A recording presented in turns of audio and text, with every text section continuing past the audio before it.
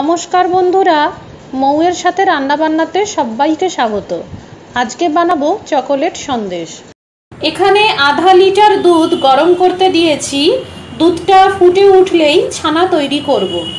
দুধটা গরম হয়ে গেছে, এবার আমি ল্যাকটিক পাউডার ব্যবহার করব। ছানাটা কাটা হয়ে গেছে, এবার এই ছানাটা একটা কাপড়ের মধ্যে পুটলি করে বেঁধে 15 মিনিট আমি একটা ঝুলিয়ে রেখে দেব। ছানাটা 15 মিনিট ঝুলিয়ে রেখেছিলাম, সমস্ত জল ঝরে গেছে। এবার ছানাটাকে ভালো করে মেখে নেব। এখানে আমি খুব সামান্য ছানার ব্যবহার করছি, আপনারা আপনাদের মতো ছানাটা বাড়িয়ে নিতে পারেন। প্রথম 5 মিনিট ছানাটাকে ভালো করে মাখবো। দুটো ছোট এলাচকে আমি গুঁড়ো করে নিয়েছিলাম, সেটা দিয়ে দিলাম। এবার আমি দিয়ে দেবো সুগার পাউডার। সুগার পাউডারটা আপনারা আপনাদের স্বাদ বুঝেই দেবেন। এবার এটাকে একসাথে ভালো করে মেখে নেব। এতে এবার দিয়ে দেব সামান্য ঘি,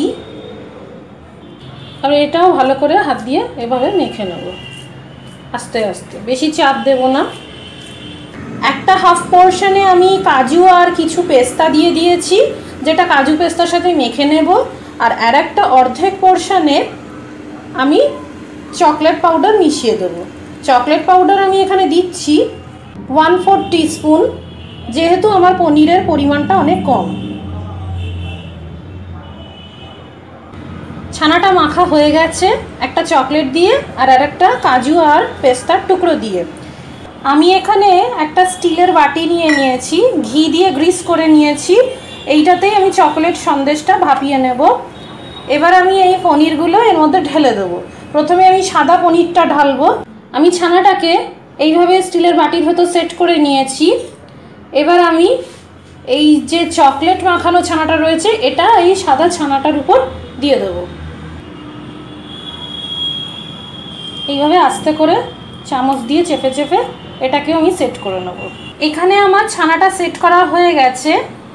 এবার আমি এই অ্যালুমিনিয়ামের একটা ফয়েল দিয়ে এটাকে এইভাবে ঢেকে দেবো, যাতে যখন সন্দেশটা ভাপাবো তখন সন্দেশের উপর জলকণা জমে না যায়। এখানে কড়াইয়ে সামান্য জল দিয়ে দিয়েছি, আর এই স্টিম করার স্ট্যান্ডটা আমি বসিয়ে দিয়েছি। এইভাবে আমি তার উপর এটা ছানার এই বাটিটা বসিয়ে দিলাম। এই যে একটু ফুটন্ত ভাব ধরেছে, এই সময় এবার কড়াইটা ঢেকে দিয়ে গ্যাসের আঁচটা কমিয়ে দেব আর 30 মিনিটের জন্য স্টিম হতে দেব। আধা ঘন্টা হয়ে গেছে, একবার দেখে নিই।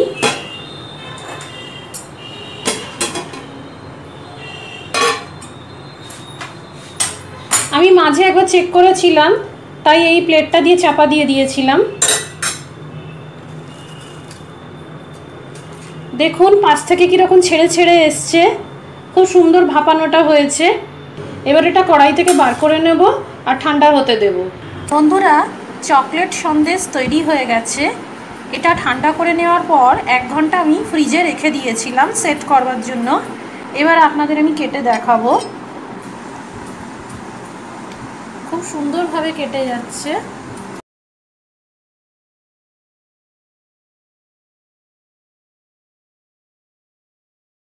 তৈরি হয়ে গেল চকোলেট সন্দেশ, খুব সহজ পদ্ধতিতে।